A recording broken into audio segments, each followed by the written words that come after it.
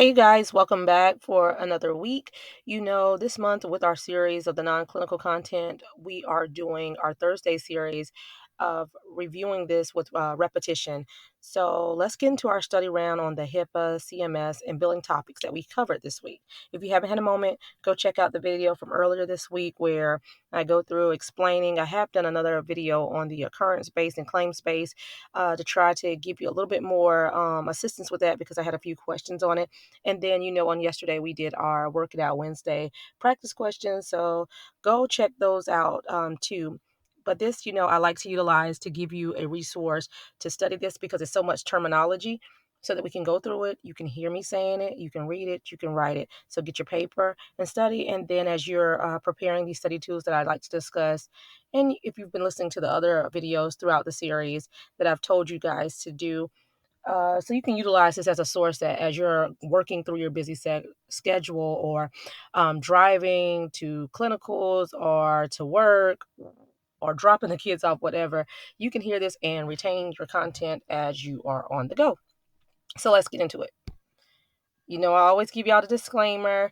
For those of you who have been here, hey, you guys, for those of you who are new to me, welcome. I'm Dr. Brittany Weinstock, the family nurse practitioner and founder of CEO of The Nursing Studio.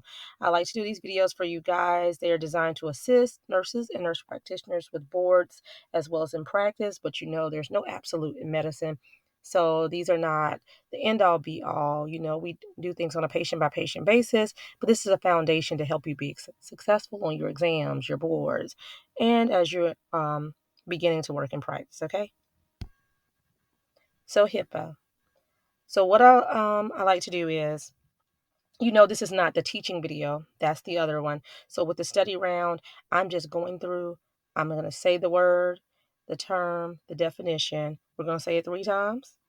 I want you to write it 3 times. I want you to read it 3 times. So, again, I tell you, repetition is key to retention. We're trying to strengthen that muscle, that memory muscle, right? So let's get into HIPAA. So HIPAA is the acronym for Health Insurance Portability and Accountability Act. That's what it stands for. It's the Health Insurance Portability and Accountability Act. And it was passed by Congress in 1996, y'all. So HIPAA is the acronym for Health Insurance Portability and Accountability Act. And it was passed by Congress in 1996. One more time. HIPAA is the acronym for the Health Insurance Portability and Accountability Act, and it was passed by Congress in 1996. And you know that HIPAA helps us in the healthcare field to keep all patients' information and documents confidential. The acronym for HIPAA is Health Insurance Portability and Accountability Act, and it was passed by Congress in 1996. All right, so you've seen the other video. I was just talking about this where I talked about claims-based versus policy-based. I'm sorry, claims-based policy versus occurrence-based policies, because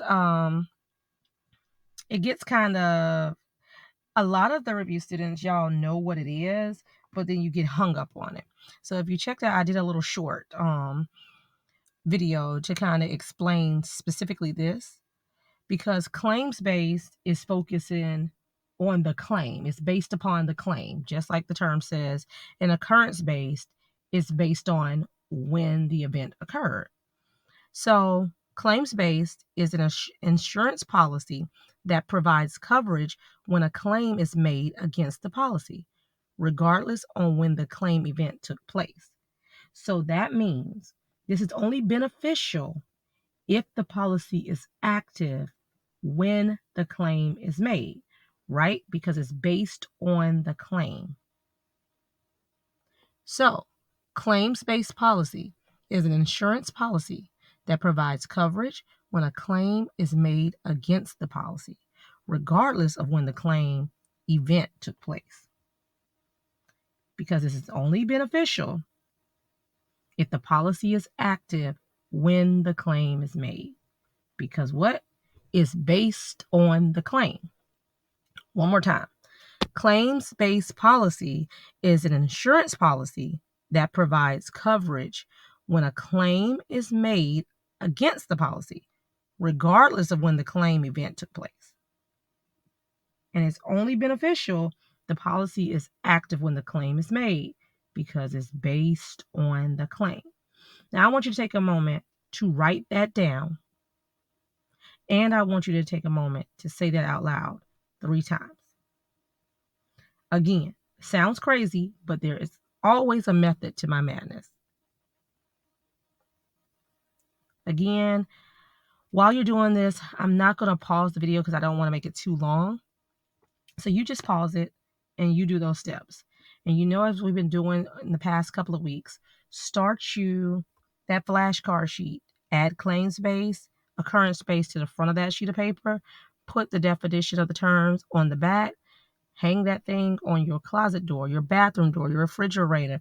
And every time you go to those areas, you make yourself define these things and go through it, okay? All right, so occurrence-based policy.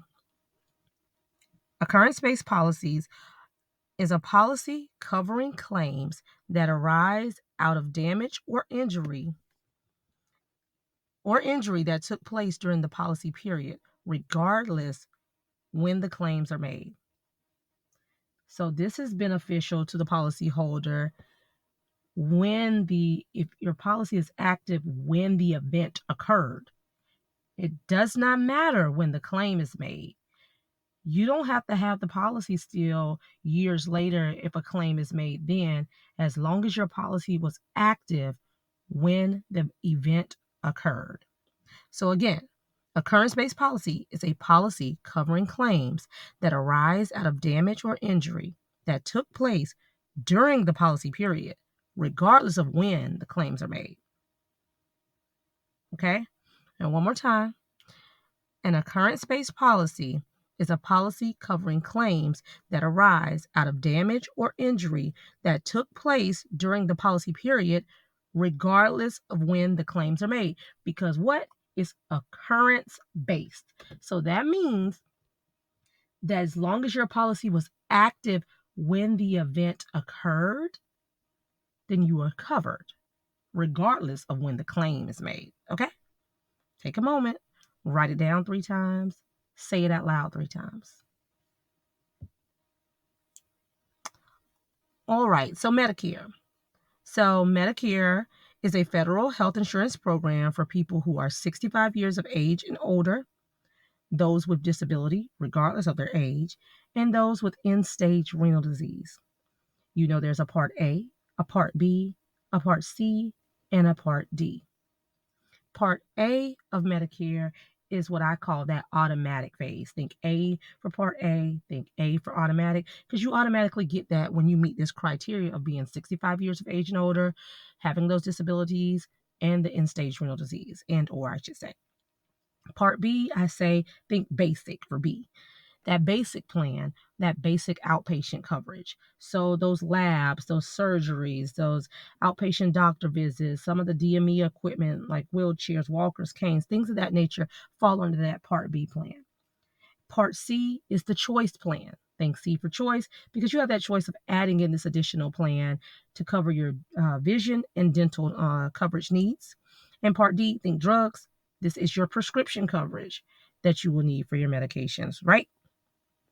All right, from the top, Medicare is a federal health insurance program for people who are 65 years of age and older, those who may have disabilities, no matter what their age is, and those with end-stage renal disease.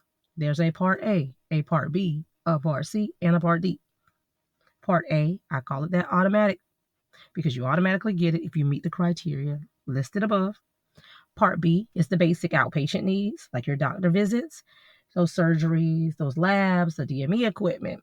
Part C is the choice plan. You have a choice to add in those dental and vision needs. I always say, I don't know why they say it's a choice, because if you're in this age bracket, you most likely need those things, but whatever. That's my soapbox. And Part D are the drugs, the prescription coverage.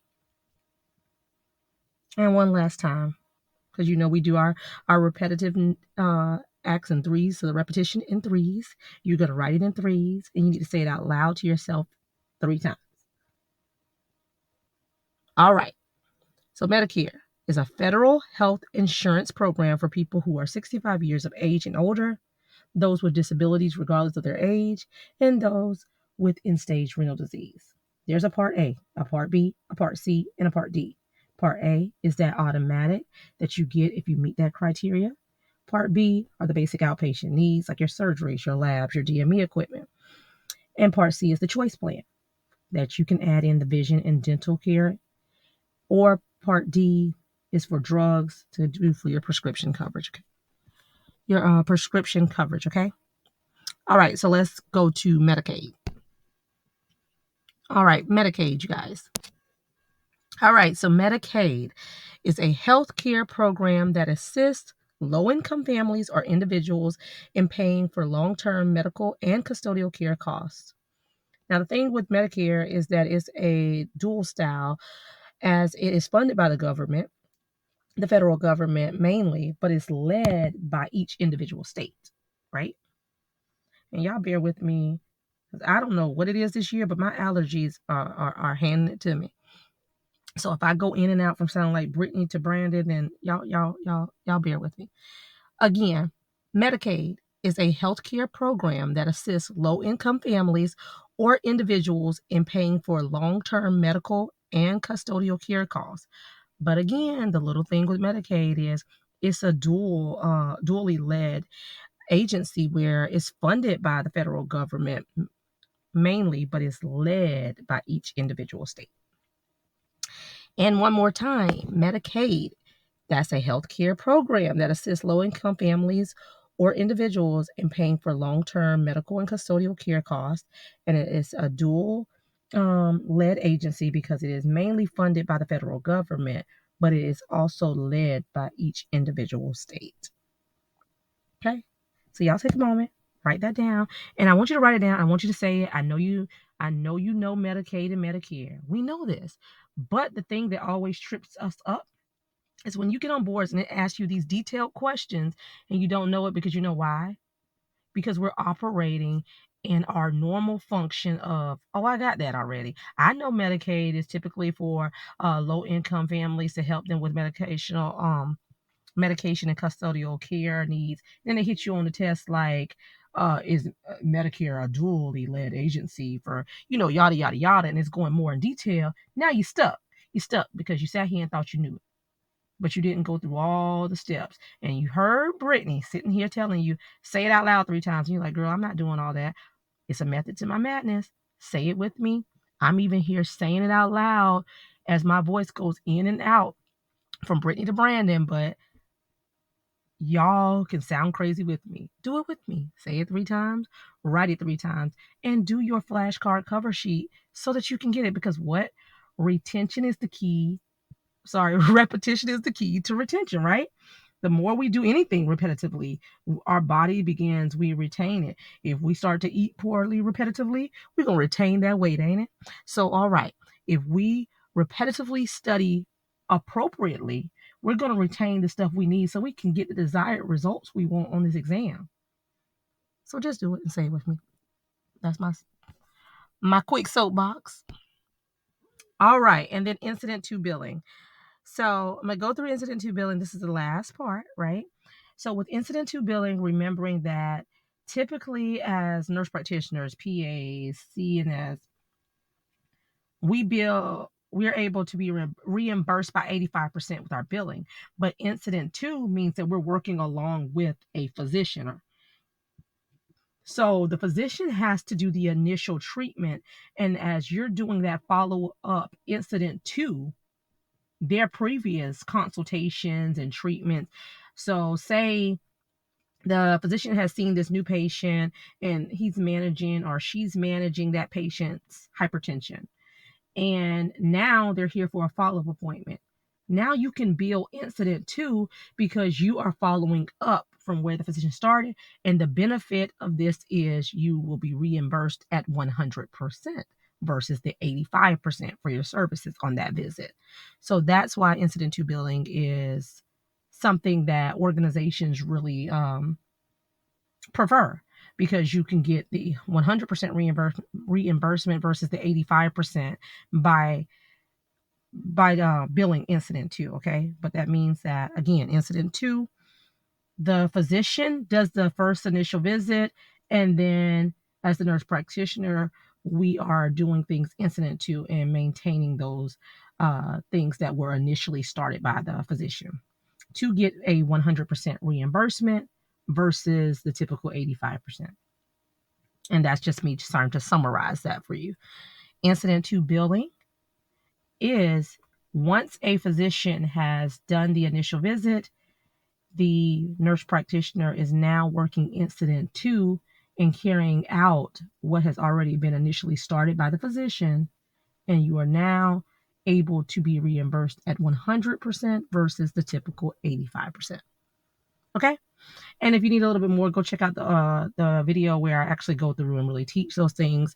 But I'm hoping that this repetition is helping you guys study. If it's helping you, please put in the comments, comment, let me know so I can know. Or if you want me to do a little bit more, tell me. I'm here to help you guys, but I need to know. Feedback is everything. And as always, I like to tell you guys what's coming up. So, we're doing a non-clinical series.